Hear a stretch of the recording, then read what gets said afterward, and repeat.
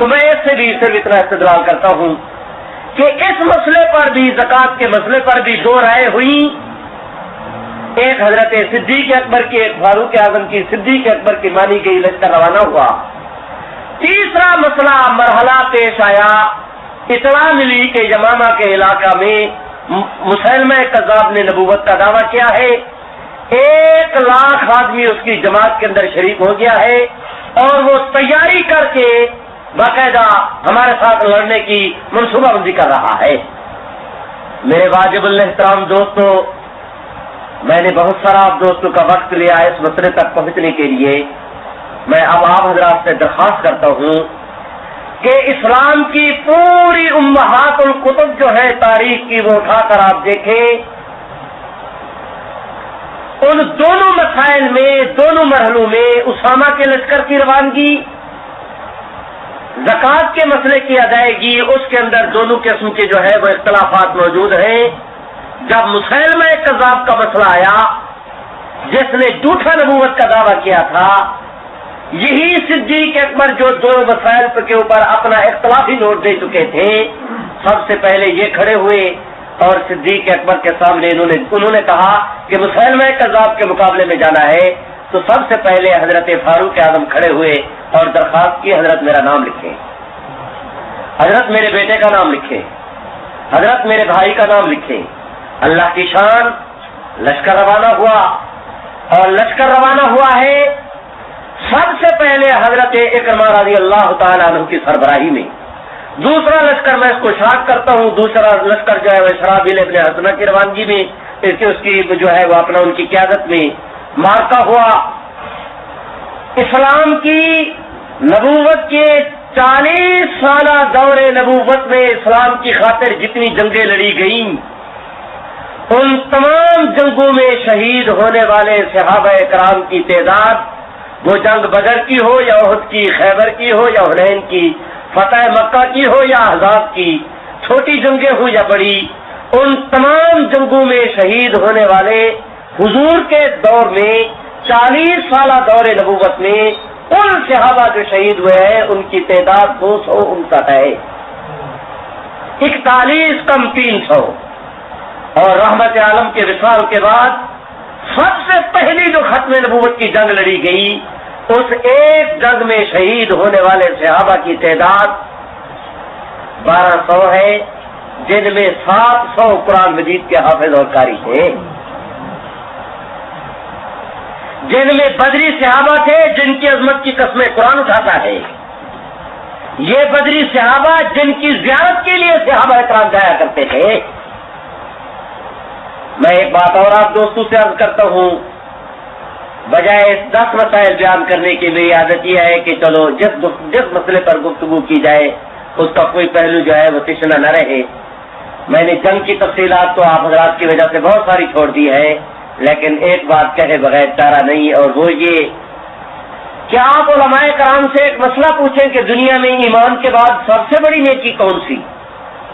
نماز پڑھنا بہت بڑی نیکی ہے، روزہ رکھنا سب سے بڑی نیکی نہیں، جہاد کرنا بہت بڑی نیکی ہے، سب سے بڑی نیکی نہیں، تبلیغ کرنا بہت بڑی نیکی ہے، سب سے بڑی نیکی نہیں، شہید ہونا بہت بڑی نیکی ہے لیکن سب سے بڑی نیکی نہیں، عالم بننا بڑی نیکی ہے لیکن سب سے بڑی نیکی نہیں۔ واجب الاحترام دوستو، دنیا میں ایمان کے بعد سب سے بڑی نیکی نبوت کے چہرے کا دیدار ہوا کرتا ہے۔ یہ اتنی بڑی نیکی ہے کہ کائنات کی کوئی نیکی اس نیکی کا مقابلہ نہیں کر سکتی۔ اس وقت آپ کی تعداد دنیا میں 1 ارب 20 کروڑ ہے، آپ 1 ارب 20 کروڑ مسلمان، تم سب شیخ عبد القادر جیلانی بن جاؤ یا ابو حنیفہ، تم سب کو خدا کروڑ سال کی زندگی دے دے، وہ کروڑ سال تمہارا بیت اللہ میں گزرے، جہاں 1 کے بدلے لاکھ ملتا ہے، 1 ارب 20 کروڑ مسلمانوں کی کروڑ سال کی بیت اللہ کی عبادت ایک طرف، اور ایک صحابی کا پل جھپکتے حضور کو دیکھنا ایک طرف۔ قبلہ، اگر نبوت کے چہرے کو دیکھنا اتنا بڑا اعزاز ہے تو نبوت کا اپنا کیا اعزاز ہوگا؟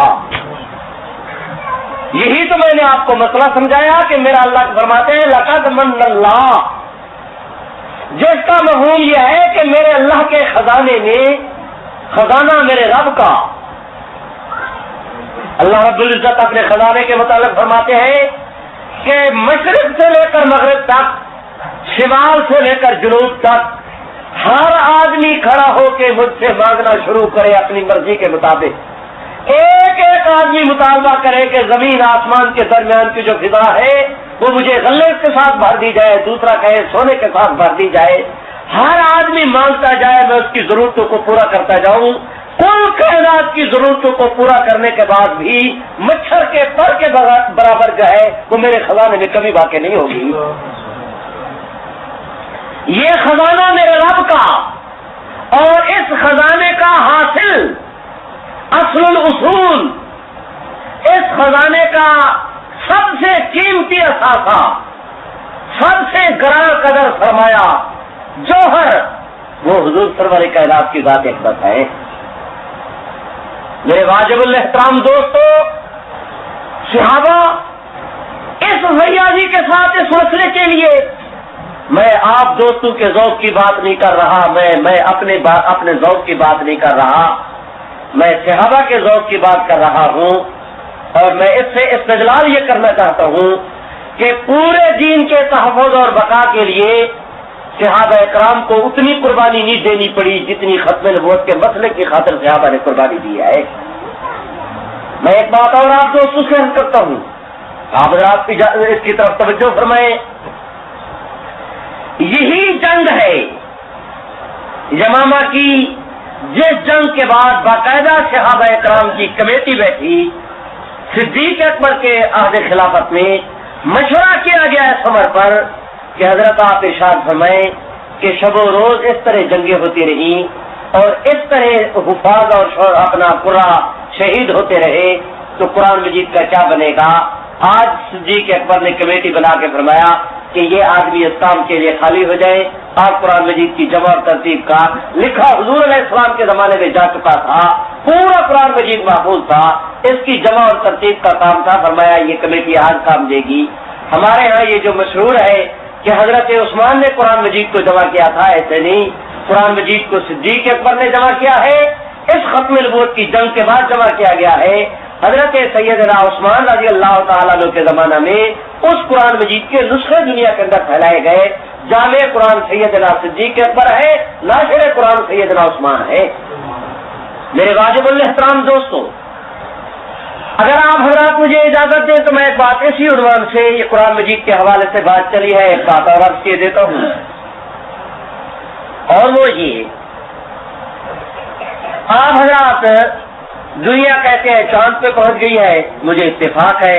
اگر کہہ دیں کہ وہ اپنا سورج پہ پہنچ گئی ہے تو میں اس کو بھی مان لوں گا، کسی فلاں سیارے پہ چلی گئی ہے، مجھے کوئی انکار نہیں. آپ حضرات چاند پہ چلے جائیں، وہاں جا کر دنیا کی حساس ترین دوربین لے کر پوری کائنات کا الٹرا ساؤنڈ کرے، ان کا ایکس رے کرے اور اس کا نتیجہ مرتب کرے. ساری دنیا میں تلاش کرنے کے باوجود سیدنا آدم علیہ السلام سے لے کر عیسیٰ علیہ السلام تک کسی نبی کی کوئی وحی آپ کو محفوظ نہیں ملے گی. ایک بات اور یاد رکھیں، کوئی اللہ کا نبی ایسے نہیں جسے معجزہ نہ دیا گیا ہو، کوئی اللہ کا نبی ایسے نہیں جسے معراج نہ ہوئی ہو. یہ ایک اور بات ہے کہ تمام انبیاء کو معراج فرش پہ ہوئی، محمد عربی کو معراج عرش پہ ہوئی. کوئی نبی ایسے نہیں جسے وحی نہ کی گئی ہو. لیکن آپ سروے کریں، پوری دنیا میں کسی نبی کی کوئی وحی جو ہے وہ آپ کو محفوظ نہیں ملے گی.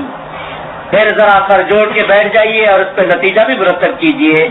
اگر ایکس رے کیا ہے تو مہربانی کر کے اس کا نتیجہ بھی آپ حضرات مرتب کریں کہ پہلے انبیاء کی تعلیمات میں سے کوئی چیز محفوظ نہیں، اور محمد عربی صلی اللہ علیہ وسلم کی تعلیمات سب سے پہلا وہ قرآن مجید کا نسخہ جو صدیق اکبر کے زمانہ میں تیار ہوا، حضرت عثمان کے زمانے میں جس کی نقلیں تیار کر کے ساری دنیا کے اندر بھیجی گئی، جہاں جہاں اس وقت بھیجنا ممکن تھا، وہ پہلا نسخہ حضرت عثمان کے زیر تلاوت تھا جس وقت آپ شہید ہوئے. وہ نسخہ آج بھی استنبول کی لائبریری میں موجود ہے. اللہ آپ کو توفیق بخشے، جا کر اس نسخے کا اپنے اس مرکز کے اس نسخے کے ساتھ توازن کریں، مقابلہ کریں، آپ کو ایک آیت کا فرق نظر نہیں آئے گا۔ چلے میاں میں اس سے اور اگلی بات آپ دوستوں کی خدمت میں عرض کرتا ہوں۔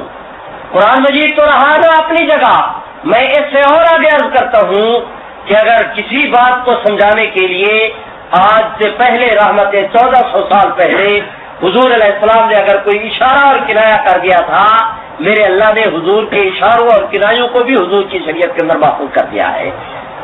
میں معافی چاہتا ہوں وقت کی قلت کی وجہ سے کہ اس پر اس کی مثالیں اور اس پر دلائل نہیں دے سکتا، مجھے اپنا سفر کرنا ہے جو اپنے موضوع کی طرف۔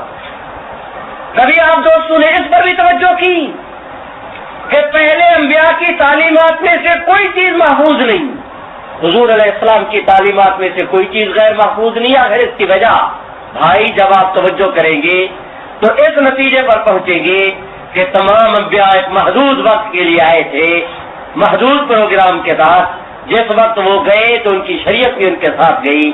جب حضور علیہ السلام تشریف لائے تو قرآن نے اعلان کیا، اپنی ربوبیت کے متعلق اللہ نے اعلان کیا الحمدللہ رب العالمین، حضور کی نبوت کے متعلق اعلان کیا وما ارسلناک الا رحمۃ للعالمین۔ پہلے کوئی اس علاقے کا نبی، کوئی اس علاقے کا، کوئی اس خطے کا، کوئی اس ماحول کا، جب حضور علیہ السلام آئے اللہ نے ساری حدوں اور سرحدوں کو ختم کر کے کل کائنات کو محمد عربی کے لیے ون یونٹ بنا دیا، اور فرمایا گیا کہ محمد عربی جس طرح کائنات کا کوئی ٹپا رب کریم کی ربوبیت سے خالی نہیں، اسی طرح کائنات کا کوئی ٹپا محمد عربی کی نبوت سے بھی خالی نہیں۔ میرے واجب الاحترام دوستو، اب اگر آپ دوست اس نقطۂ نظر سے سوچنے کی کوشش کریں گے تو سیدنا عثمان کے اس پڑھنے والے شہادت کے بعد پڑھنے والے قرآن مجید سے لے کر اس قرآن مجید تک ہر قرآن آپ کو حضور کی ختم نبوت کی گواہی کے طور پہ ملے گا۔ پھر جب پہلے انبیاء کی تعلیمات محفوظ نہیں تو ان کے حافظ ہونے کا شور پیدا نہیں ہوتا۔ حضور علیہ السلام کی تعلیمات کا یہ عالم ہے کہ دنیا کے کسی بر اعظم کے اندر چلے جائے، کسی اسلامی ملک کے کسی محلے کے اندر چلے جائے، آپ کو قرآن مجید کے حافظ ملیں گے۔ اگر اس نقطۂ نظر سے دیکھیں تو وہ اصحاب صفحہ سے لے کر آپ کے اس مرکز میں پڑھنے والا ہر قرآن مجید کا بچہ مجھے محمد عربی کی ختم نبوت کی دلیل نظر آتا ہے۔ ذرا اور آگے چلیں، ہمارے قریب ترین زمانہ ہے حضرت سیدنا عیسیٰ علیہ الصلوۃ والسلام کا۔ عیسیٰ علیہ الصلوۃ والسلام کی امت کو دیکھیں، آج وہ ایک گرجا بنائیں گے، عبادت گھر بنائیں گے، 4 دن آباد رہے گا، پوجا پاٹ ہوگی، سلیب لٹکی رہے گی، ہر سنڈے کو وہاں پر لیکچر ہوگا، لیکن 4 دن کے بعد جب اس کی رونق ختم ہوگی سیل پہ لگا دیں گے، وہاں پر جو ہے وہ اپنا کپڑے کی دکان بن جائے گی، وہ نہیں چل سکی، اگلے دن سبزی کی دکان بن جائے گی، وہ نہیں چل سکی، حجام کی دکان بن جائے گی، اگلے دن وہ نہیں چل سکی، اسے شراب خانہ بنا دیں گے، دن رات اس کے اندر تبدیلی کر سکتے ہیں۔ جہاں تک مسجد کا مسئلہ ہے اسلام کا، وہ یہ کہہ دیا گیا کہ جہاں پر مسجد بن جائے قیامت کی صبح تک اس جگہ کو تم کسی اور مقصد کے لیے استعمال نہیں کر سکتے۔ باقی انبیاء علیہ السلام کی عبادت گاہوں میں چینجز قبول، مسجد میں ناقبول، کیوں؟ اس لیے کہ وہ نبی محدود وقت کے لیے آئے تھے، ان کی عبادت گاہیں بھی محدود وقت کے لیے، محمد عربی آباد الآباد کے لیے، تو آپ کی مسجد بھی، آپ کی بنائی امت کی بنائی ہوئی مسجدیں بھی آباد الآباد کے لیے۔ اس نقطۂ نظر سے دیکھیں گے تو مسجد نبوی سے لے کر آپ حضرات کے اس محلے کی مسجد تک ہر مسجد مجھے محمد عربی کی ختم نبوت کی دلیل نظر آئے گی۔ میرے واجب الاحترام دوستو، حضرت سیدنا صدیق اکبر رضی اللہ تعالیٰ عنہ کے زمانہ میں، معافی چاہتا ہوں، یہ تو تھی نا اجتماعی قربانی، یہ اجتماعی طور پہ جدوجہد، اب ذرا انفرادی جدوجہد کی طرف بھی چلتے ہیں۔ اسی مسلمہ کذاب کا جس نے جھوٹا نبوت کا دعویٰ کیا تھا، اسی مسلمہ کذاب کے احوال کی تفتیش کرنے کے لیے سیدنا صدیق اکبر نے اپنے ایک صحابی کو بھیجے۔ اس صحابی کا نام ہے حضرت سیدنا حبیب ابن زید انصاری۔ وہ گئے، مسلمہ کو پتہ چلا، اس نے نہ او دیکھا نہ تو دیکھا، ان کو گرفتار کر کے مسلمہ کی مجلس میں لایا گیا. وہ اس مجلس کا صدر نشین ہے. مسلمہ کی پارٹی ساری سامنے اس کے بیٹھی ہے. صحابی رسول آئے, یہ بابا جولاں اس کے ملزموں کے کٹہرے میں کھڑے کر دیے گئے. تو اس نے پوچھا مسلمہ نے, اتشہد ان محمد رسول اللہ, کیا تم اس بات کی گواہی دیتے ہو کہ محمد اللہ کے رسول ہے؟ انہوں نے دل دماغ کی تمام تر توانائیوں کو جمع کر کے بڑے اعتماد کے ساتھ رب کریم کی رحمت کی ڈھیری پر ہاتھ رکھ کے بڑے اعتماد کے ساتھ کہا, اشہد اللہ الہ واشہد ان محمد رسول اللہ, میں گواہی دیتا ہوں اشہد اللہ الہ الا اللہ واشہد ان محمد رسول اللہ, میں گواہی دیتا ہوں کہ جس طرح خدا ایک ہے محمد عربی بھی اللہ کے رسول ہے.